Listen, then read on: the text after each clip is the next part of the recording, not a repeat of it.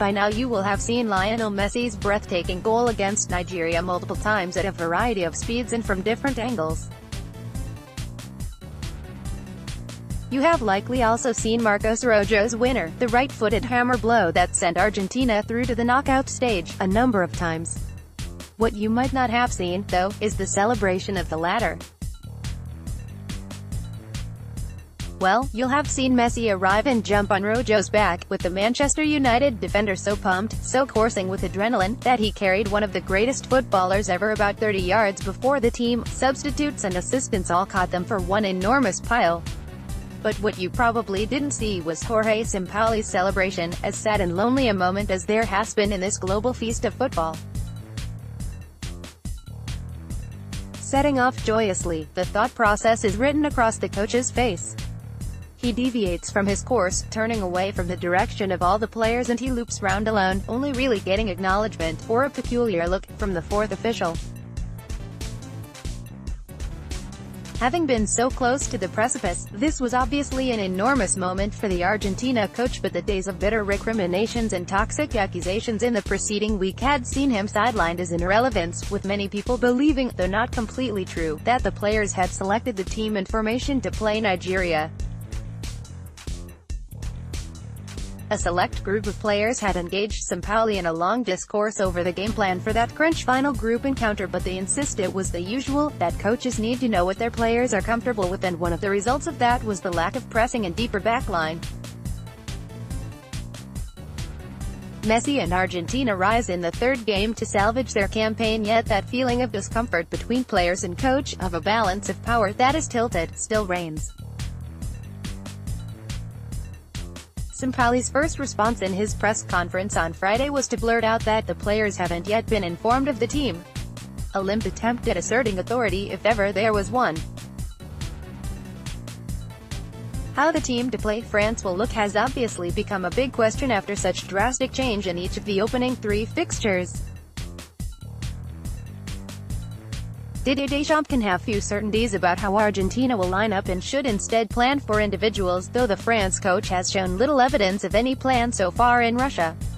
Deschamps has underwhelmed with a historically loaded squad of France players at each of the last 2 tournaments, flaming out in Brazil and ultimately striking out in a home tournament to a Portugal team that lost Cristiano Ronaldo in the early exchanges at the final. This might be his last chance, with this World Cup being played under the shadow of the newly unemployed Zinedine Zidane, and a third consecutive disappointment likely to trigger a new regime. The World Cup winning midfielder, Deschamps, not Zidane, has few selection headaches, but for Sampaoli nearly every position is a migraine, even where Messi might play. Messi functioned better in a more withdrawn role on the right against Nigeria, but in Christian Pavón, the young Boca Juniors forward, Argentina have one of the revelations of the tournament. Pavón must start, but his position is exactly where Messi so thrived last time out, and thus there is talk of the Barcelona forward being moved to play as a false 9 to accommodate the explosive young attacker. Now, despite his success there with Barca, Messi has never played as a false 9 for his country.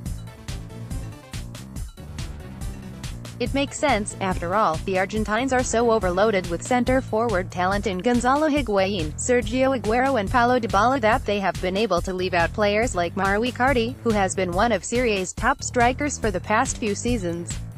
But with France coming up, the return to the position that won him so many trophies at club level may be just the tonic for some of Argentina's issues and hold a magnifying glass to some of the French weaknesses. Has Jorge Sampaoli been left out in the cold? Getty, Independent, with France likely to play a higher line than any opponent Sampaoli's side have come up against thus far, the ability for Messi to drop into holes and find runners going beyond him is going to be key to breaking Les Blues' defense down. Pavón's speed and behind and tendency to play vertically rather than side to side will give the Argentines an element their attack has lacked when he hasn't been on the field, with Angel Di Maria looking a cowed shadow of his former self and running into so many blind alleys it is as if he couldn't read the Russian street signs.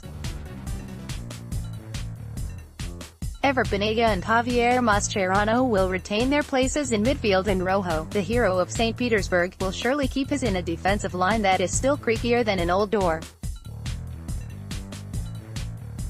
An ode to Banega, the maestro who makes Messi tick, but there is little Argentina can do now to fix the defense.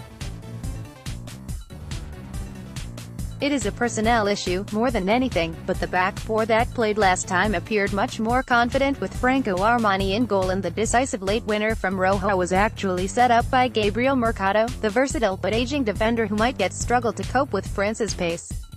If Argentina are to beat even a rather underwhelming France side, they will need to fire on all cylinders, and it feels increasingly, after poor displays from Higuain and Aguero, that shifting Messi centrally to inject Pavon's speed and unpredictability into the team is the right move. Whether Sampaoli does that, or whether he even makes that decision anymore, is yet to be seen. Follow The Independent Sport on Instagram here, for all of the best images, videos and stories from around the sporting world.